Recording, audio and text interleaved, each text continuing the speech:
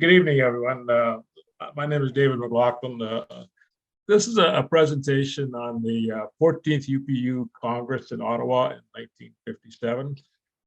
It deals a bit with the stamps, but it also deals with some of the postal history, some of the issues around the Congress and that type of thing. So I hope you enjoy it, and let's get into it and have a look at it. So the 14th UPU Congress in Ottawa was a major event for Canada in 1957. So that's 65 years ago. There were some congresses, international congresses have been held in Canada, but not a lot. And this was probably one of the biggest ones that we'd ever had. It was only the third time that the UPU Congress, which was held about every 5 years, was held outside of Europe, actually, but held in the Americas. So in 1897, the fifth Congress was held in Washington, D.C. And in 1939, the 11th Congress was held in Buenos Aires. And this was the 14th, that was the third one that was held outside. There were 350 delegates. At that time, there were 96 members of the UPU. I think it's about 192 now, but there were 96 at that time. And 91 of those countries was represented at the Congress. They also had some observers. United Nations organization was there. The United Nations Education, Scientific, and Cultural Organization was there as well. UNESCO, the World Health Organization, the Postal Union of Americas and España, and the Arab Postal Union all had observer status at the Congress. It was a 7-week Congress. So it opened on August 14th, and it finished on October 3rd. So it was held in the Parliament buildings, both the Senate chamber and the House of Commons. So obviously there was a recess in Parliament during that time. It's simultaneous translation in English, French, Spanish, and Russian. Right? On the Russian side, this was in the middle of the Cold War as well, so there was some issues with regard to the disagreements and that type of thing. They were more political than anything at that time. 6,000 meters of microphone cable were run with 100,000 soldered connections. So quite a job for the technicians to get this all set up. There were 8,300 pages typed. There were 400 UPU documents that were polycopied. This was before Xerox, before photocopiers. Those 400 documents were comprised of over 200,000 pages. The Queen's printer ended up printing 720,000 pages of minutes, 313,500 pages of provisional acts, and 722,000 pages of acts of Congress. So it was a substantial undertaking at that time. And I think the importance of the work, there's a saying, and there's a statement in one of the documents, one of the publications that were issued, that said, while heads of state hold their deaf man's dialogue, the postal technicians are united in fraternal efforts in order to bring the benefits of civilization within the reach of the whole of mankind. So very much a very lofty goal or whatever that they had for the organization. So how I got interested in this, I mean, I've known about the stamps since all of my collecting years. A few years back, it's probably 6 or 7 years now, I was at the Green Foundation, and Kathy Hartley showed me this image, and she said that a man from Romania had contacted them and asked them for some information about it. I'd never seen it before. I didn't even know anything about it.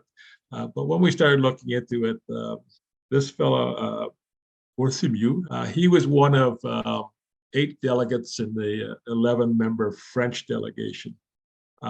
His position was, first-class administrator in the State Secretariat of the Post, Telegraphs, and Telephone. So it's quite a lofty title, I guess you would say. The badge was made by Henry Burke, which is a Montreal jewelry manufacturer. It was cast in a copper-based alloy. and it was silver plated. And the area at the bottom was used for engraving each delegate's name. Kathy also dug out a copy of the guidebook, French language guidebook from the Congress. It was at the Green Foundation Library. And on the front of it, you'll see the same image or a similar image to what's on the badge. A few weeks later, I went on to at a rainy day at the cottage, so I went on to Del Camp and other sites to see if there was one, maybe there's another one. And sure enough, I found one on Del Camp. So this is the one that I was able to acquire, and it's Maurice Humbert Claude. He was a deputy director, head of postal and financial services for Morocco, and one of two delegates from Morocco. All of this information is available in the guidebook as to who the delegates were. They even had the hotel that they were staying at, the room numbers that they were in, and the telephone numbers for them. So not much the way of privacy back then in terms of where you were staying and that type of thing. In one of the publications as well, called the Postmark, which was a journal for postal workers. I guess I don't just Canada Trust or Canada Post or internationally. I'm not sure, but it said then continuing his address, Sir Dudley thanks the Canada Post Office for the gifts presented to the delegates, which consisted of the leather briefcases, silver Congress membership badges for these, stamp albums, calendars, and for the ladies, silver maple leaf brooches. On the website, we found an essay for the UPU stamp, the stamp that was issued during the Congress, but this was an essay for it. And it's really the same image. The only difference is that on this image, Greenland and Iceland seem to be missing. But it's the same image. You see the star right here over Ottawa. That was on the badge as well. But this was an essay for the stamp that was rejected. I think certainly this where they positioned the 10th sign in the middle of the 6th probably killed it right there. But if you look at the three of them, there's the essay, there's the badge, and there's the information on the cover of the guidebook. It was also used throughout different documents at the end of a section to show that image as well. So this was definitely the essay that was repurposed for this badge. The designer of the stamp, and I presume the designer of the badge as well, was Carl Mangold. So Carl Mangold was a prominent philatelist and designer in Canada. He was a member of the Royal Philatelic Society of Canada, fellow of the Royal Philatelic Society of Canada, fellow of the Royal Philatelic Society of London. He was on the Canada Post Stamp Advisory Committee. He was on the National Postal Museum Advisory Committee, and he was a Philatelic Specialist in Society of Canada member number 30. So he was born in Switzerland, emigrated to Canada, and he became a foremost designer. In addition to this type of work, he did several banknotes. I'm not sure which ones they are, but and he did some foreign pavilions for Expo 67, and he did the scale model for the St. Lawrence Seaway, which was used on at the exhibit for the official opening by Queen Elizabeth. Right? And he did the Royal Philatelic Society of Canada medals of that time as well. So he's quite a prominent philatelist and designers. The stamps, they were well made. They were engraved by Yves Barrel. Yves, I understood, started with the Canada Banknote Company as a young man in 1956, and this is 1957, and he was the engraver for these two stamps, which is pretty good because basically, from what I understand, it takes a lot of practice and years of experience to be able to engrave postage stamps. But there were two stamps issued, a 5 cent, which is basically the standard postal rate in Canada, and 15 cent, which was the airmail rate as well. So there were two plates for the 5 cent, each with 400 subjects, and then they would be split into panes of 100 subjects each. The panes would be set, the imprints on the blocks and that type of thing would be the 4 imprints on the sheet, and then when it was split into 4 panes, then there'd be 1 imprint per pane. Right? The 15 cent was 200 subjects, again split into panes of 50 subjects, and the same deal with regard to the number of imprints per pane. Like I said, they're very well made. There's no constant varieties, no substantial varieties. There's a few things that you could probably classify as error, freaks, and oddities. I found I didn't find it, but I bought a 50% offset, which is shown at the top there. And since I presented this last, I found or bought a nice paper crease variety as well. Maxim cards are available. I've seen a couple like the one that's here. And then also Mangold loved to sign things. A few other people love to sign things as well, but he signed a lot of salvages of blocks and that type of thing, which got given to collectors or sold to collectors, etc. So he also did a number of presentation cards, and these are they're privately produced, but they're quite nice to have. It's kind of handmade paper, and it kind of folds over. This is the outside cover, in the front with the post horn, and then inside is the stamps. Each one has a personal salutation to whoever it was being given to, and he signed it. And on the back, it indicates that 99 of these were UPU presentation cards were privately issued, and this is number 71. Okay. You'll see these around every once in a while. Probably in the last year, I see maybe 2 or 3 of them at different auctions and that type of stuff. I think that he probably did some of the cachets for first day covers as well, because this looks very much like one of the cachets. I think it's the Rosenbaum cachet for their first day cover. So there's a lot of first day covers available. At that time, there was some very large commercial first day cover producers. As H&E is one of them, and then you'll find hand-drawn first day covers and other types as well.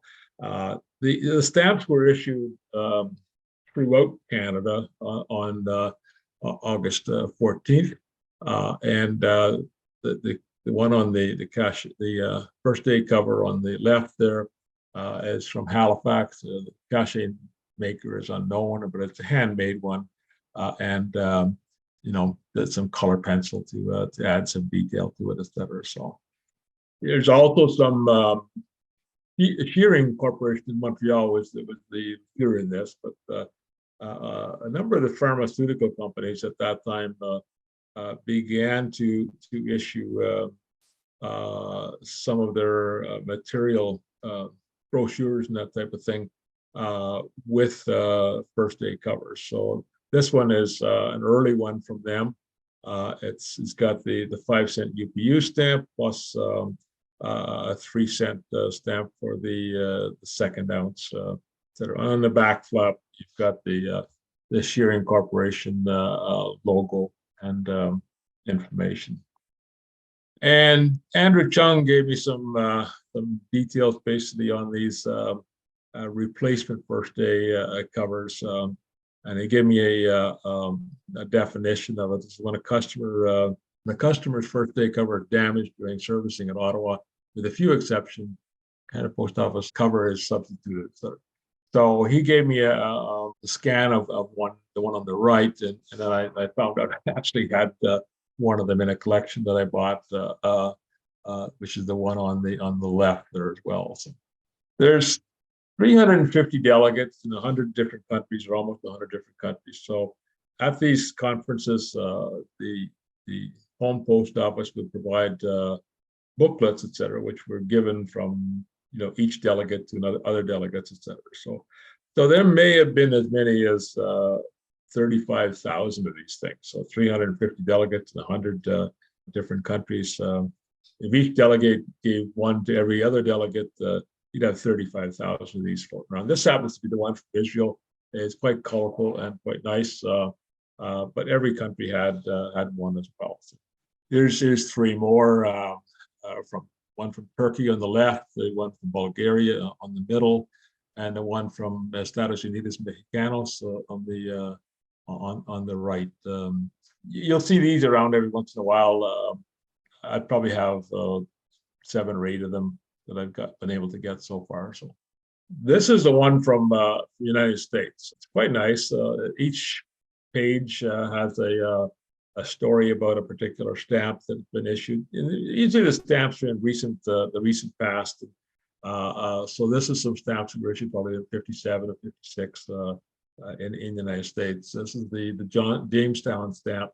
So a little bit of a story about it, the stamp block, and then some artwork at the top. Every page is pretty much the same format. This book is actually signed by Summerfield, who's the Postmaster General at that time in the United States. But very much an official looking, that kind of steel blue that you'll see a lot of government publications done in with the gold trim. We'll hear about Summerfield a bit later as well. The Canadian one is quite nice. It's the brown suede and red on the cover, and the red part has a embossed coat of arms, embossed Canada, and an embossed facsimile stamp, I guess you would call it, at the bottom. It was supplied in a red slip cover, a cardboard slip cover, I guess you'd call it, and that cover is also embossed. So Andrew Chung and Jerome Jarnick did a nice article in the BNA Topics from 1999 on this, and they have all the information with regard to the production and the cost and everything else, et cetera. I think they said they've actually produced 512. I'm not sure why 512, but that's the number that they had in their article. Inside, there are blocks of stamps from the Wilding Definitives, the Gannett. I got the Goose. I was wondering what the Goose was. It's actually the 7-cent airmail goose, I guess you call it. The Eskimo Hunter Totem Pole, Industries, Wildlife, and commemoratives and sports, and the UPU blocks as well. So it's a nice booklet. The one thing I find about it is that if you look up in the upper right corner here, this is the inside cover. If you look at the inside cover, it's got a little envelope taped to that, and the envelope contains the business cards of. Originally was 6. I think mine's got 4 and left.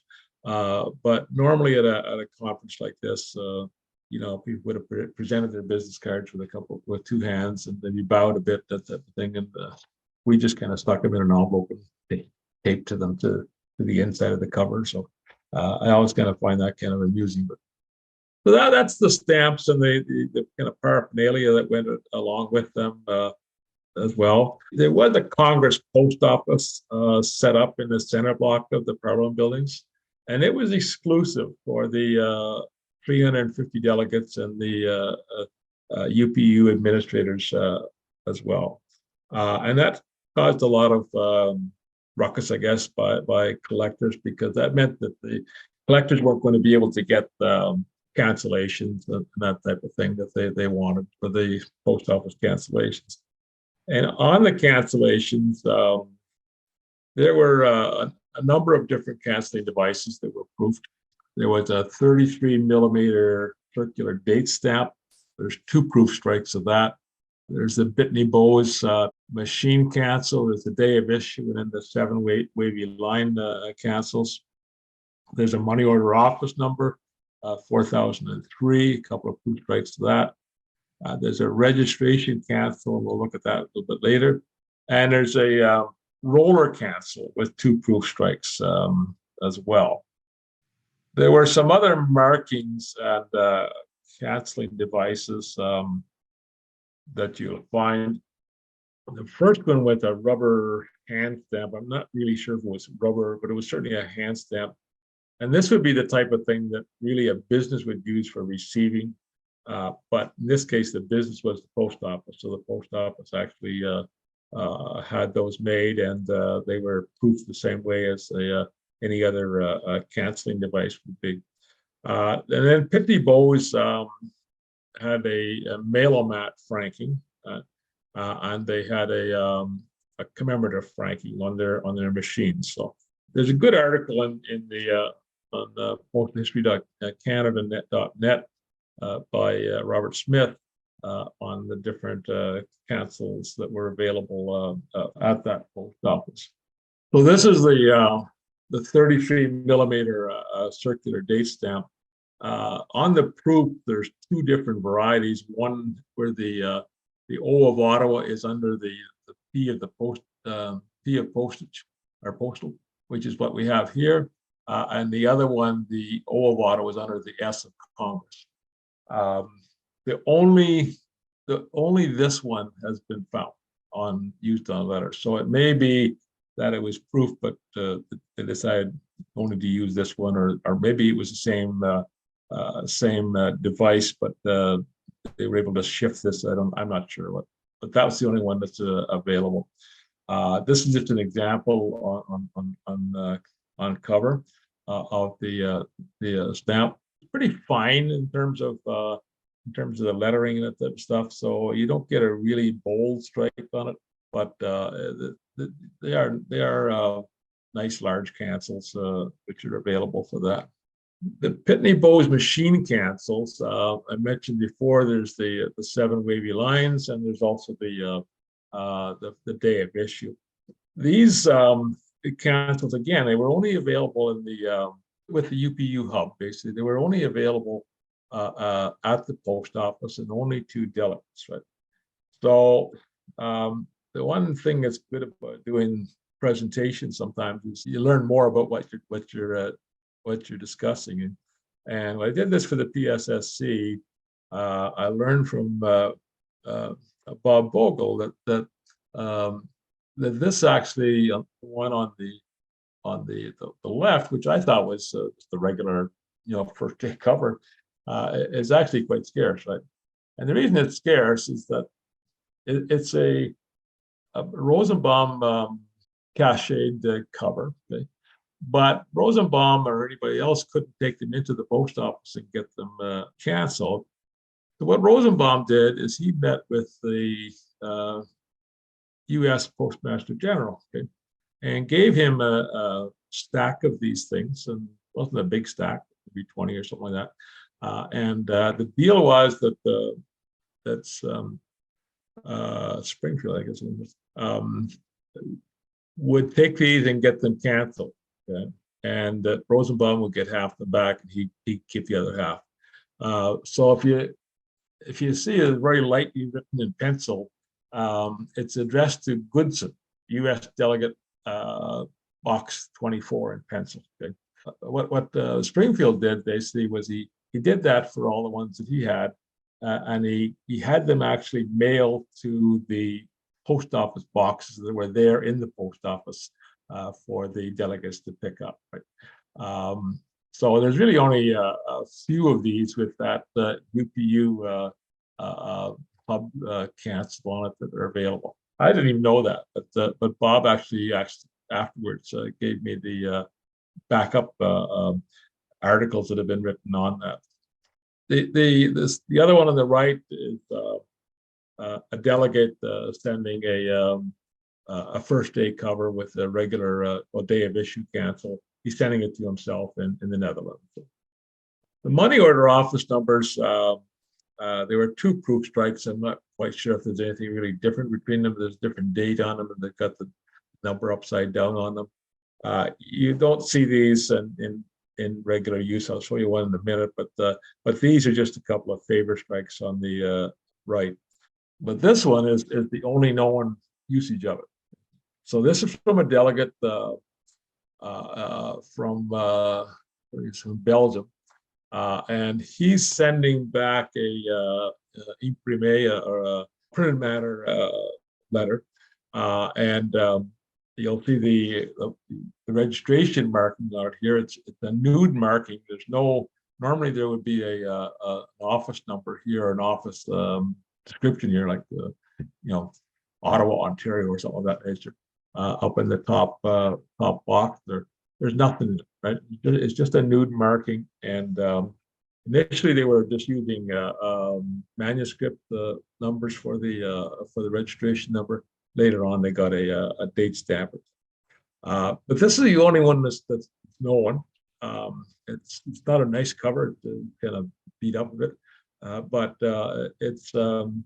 it was probably in the bottom of a dealer's box for a long time as well. So, but he probably was using this to send some of those books, like the presentation books, at home, rather than having to take them home, in his baggage later on. There was no free franking here, but the post office supplied all the postage. Okay? So they didn't have to buy postage. So there was no real requirement to make sure you get sent it by the proper rate or the regular rate or the most least expensive rate. So a lot of stuff goes out registered that maybe wouldn't necessarily be registered. There's a lot of stuff that goes out by airmail that maybe didn't need to go by airmail. So you'll see a lot of examples of that a little later on. The registration marking, again, I mentioned it's a nude marking.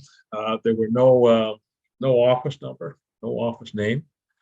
Initially, in the first few days, they used manuscripts, and then they got a stamp, and then it looked like for a while they were using manuscript again, and then at the end they used the manuscript. So this is a little sentence I started to do just to see kind of what the busyness, I guess you would say, of the office was. The Congress opened on the 14th of August, and by the 14th of August, there was already at least 62 registered letters went out. So I think the post office was probably opened a few days earlier during the setup of the Congress. And you'll see the number, the third line down, number 89. That's the one we saw on the last slide. Mr. Victor sending it back to Belgium. And then you'll see now they're starting with the stamp, the stamp numbers, 531 here on September 2nd.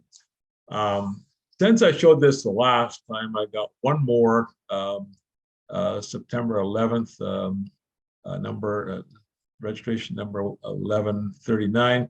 And this is quite interesting because before I could tell that there was, like 109 issued between September 19th and September 20th. That might be one day, or it might be actually almost a day and a half, or almost 2 days, right? But having having two on the same day, I know that there was at least 92 went out on that particular day. So that's a pretty busy office to be sending out that number of registered mail packages every day. The other thing you'll notice is that October 3rd was the last day of the Congress, but the registration marking was still being used almost 3 weeks later. Right? And I think that's because the administration people had to stay afterwards, finish everything up, and they were still using that registration marking. We'll show you that in a minute. It's the next slide, probably. This is something that went out on the 23rd of October. You're using Congress letterhead, or Congress stationery, rather. They're using some Congress stamps, and they're using the Eskimo and the 5 cent with Prince Philip and Queen Elizabeth. They're using the same registration marking, but now they're using the manuscript again. And I think what they were doing basically is they probably had some, but the office was probably closed down. but they probably had a clerk, a postal clerk working with them, who was doing the pre-work for the main post office in Ottawa, and you know, documenting all the registration numbers, that type of stuff, and then taking the stuff to the main post office where it was canceled there and put it in the mail stream. So I think the post office was closed, but they were still had some sort of assistance to the administration staff that were continuing to work on the conference and the wrap up. The roller cancel is interesting. There were two proof strikes of it. Okay. And it was a 5-line roller cancel. The first line was Congrès Postal Universel. Second line was in English, Universal Postal Congress. The third line was a day as a 1 or 2 digit number. And the fourth line was a month in Roman numerals in 1957. And then the fifth line was with Ottawa, Canada. So the middle ring, I guess you would say, or middle area, was what had to be changed every day, and then the second last one had to be changed every month. Right? The only example that's known is this one right here, right, of its use. Right? And in this example, basically, the fourth and fifth lines are reversed. Right?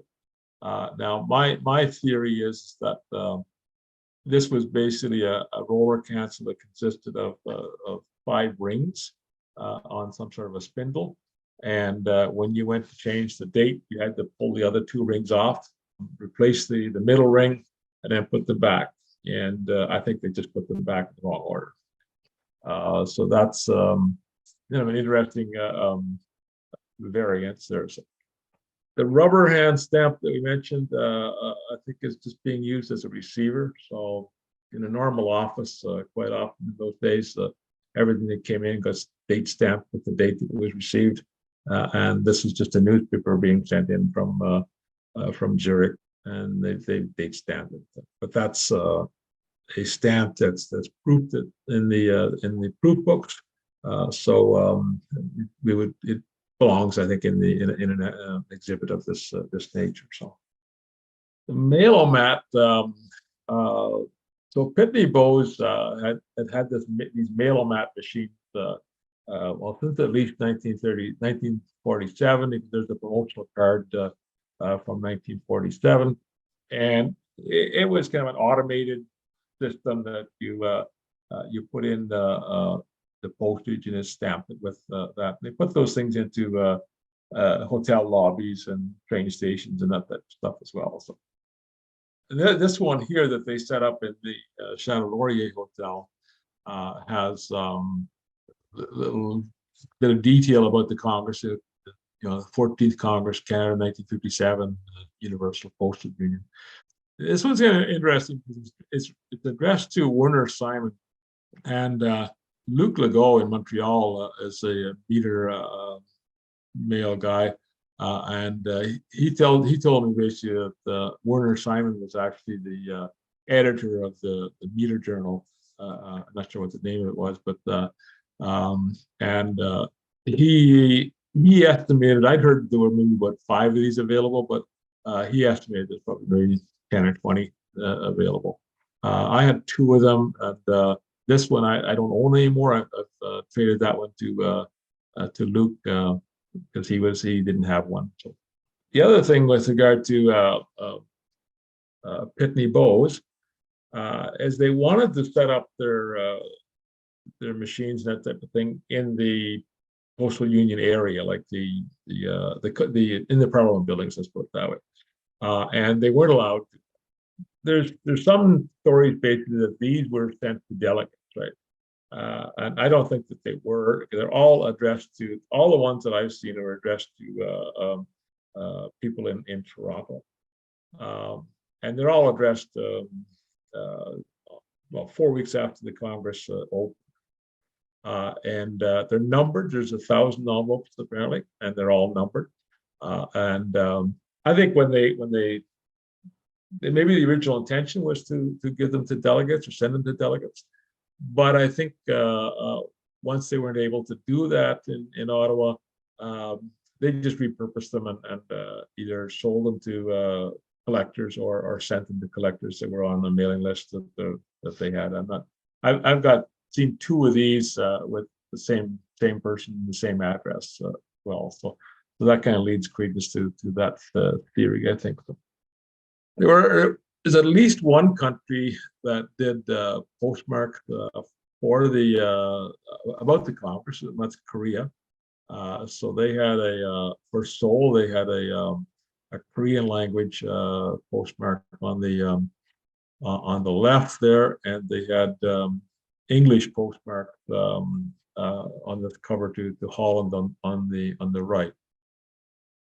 There's also a number of other cities that had these: Shanghai, Gwanghwamun, Sudaimun, Taju, and Yongsan, Korea, all had these postal marks, which commemorated the 14th Postal Union in Ottawa. So this is my saying, or my quote, I guess you'd say. I think and I think it's true. Basically, there may be no other post office in the history of Canada set up to serve only 350 patrons and a single organization, right?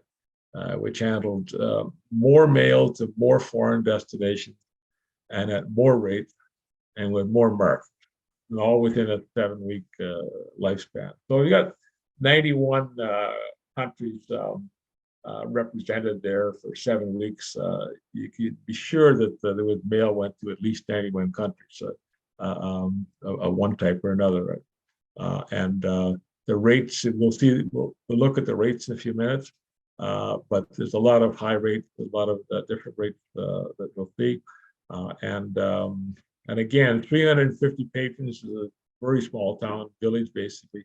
So I think that's probably is true, although I don't have any factual information to support it. But when you get the actual postal rates and destinations, there was internal Congress mail. So everybody who was a delegate had a box at the post office. So there was internal Congress mail between the delegates and also between the Congress and delegates. And this one here is what I would call household mail. It's not addressed to any particular delegate, just the same as householder mail. It's not addressed to a specific box number, which again is householder mail. The postmaster would have been given a stack of these and told basically to distribute them throughout as many boxes as he had. So that's the same thing as householder mail. That's another thing that I collect. So this goes into one both exhibits or both collections. Normally this would be at that time the householder mail rate was 2 cents, but like I said, they didn't have free franking, but they had free postage, so everything got a 5-cent stamp on whether it needed it or not. So that's the only one that I've seen, the only one I've known of. I mentioned earlier on as well that the collectors were upset that they couldn't get the postal markings, but certainly some collectors found ways to get them. So here's this fellow in Saskatoon, Ralph Carter. He was able to get the Egyptian delegate, okay, to send him a letter on the Congress postal stationery, okay, and to get the Ottawa UPU postal marking on it, to machine cancel, and send it to him. Okay. And Mohammed Ibrahim Sobi had a hand stamp, so he stamped the back of it as well. So we know kind of who it came from. And the other thing that's interesting about this is that Mohammed Ibrahim Stoby became the UPU Director General in 1975. So 18 years later, he was the Director General of the UPU. So some collectors found ways of doing it. I don't know how this guy did it. How he would even make contact with the fellow to have him send it. So that's basically a domestic 5-cent letter rate, all up air at that time. The 7-cent airmail rate to the United States was in place at that time, so you had a 2-cent stamp to go along with the 5-cent stamp as well.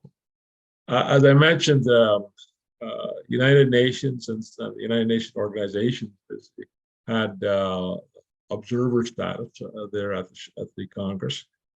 So this is a registered airmail letter to USA. It's 20 cents for the registration and 7 cents for the airmail rate.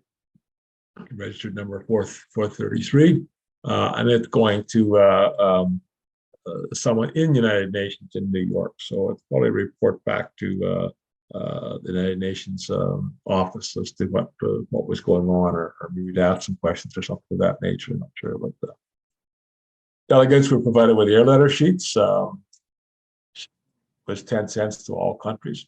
They also had postcards of different types. This one happens to be the Charles Laurier Confederation Square and the National War Memorial, just on at the end of Sparks Avenue there in Ottawa. So it was 15-cent UPU rate to all of Europe and to Africa. Now we've got a triple weight UPU airmail rate to Europe with 3 15-cent stamps. And a lot of the correspondence that you see is going, especially the high values one, are going back to the Postal Union office in Bern, right? So there was reports going back quite regularly, maybe even more than once a day.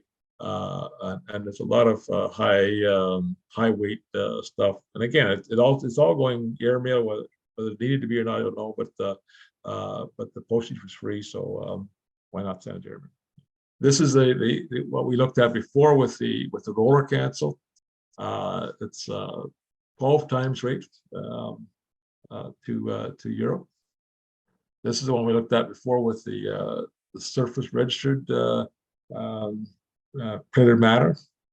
6 times weight to Europe again, and 7 times weight to Europe. And now we're into the dollar totem pole and the 25-cent chemical for this one, rather than a lot of 15-cent stamps. This is another letter. These two are going to Egypt, and they're both from the same Egyptian delegate that sent the letter to the fellow in Saskatoon.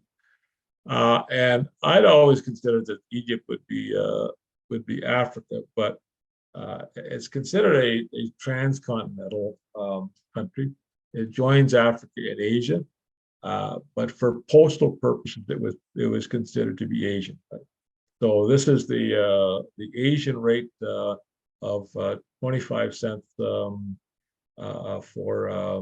airmail, and as opposed to 15 cents for Europe and Africa.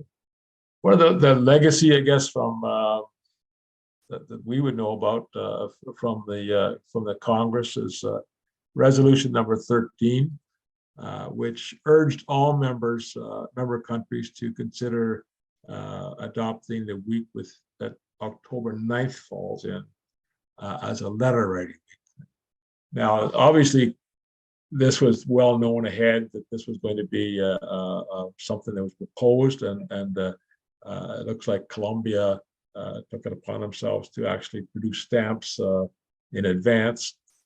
So you've got a nice cover here from Avianca, which is the Colombian airline, first day of issue, with the 4 stamps, the 5, 10, 15, and 25 centavos, and a nice day of issue postal marking as well, machine cancel for it.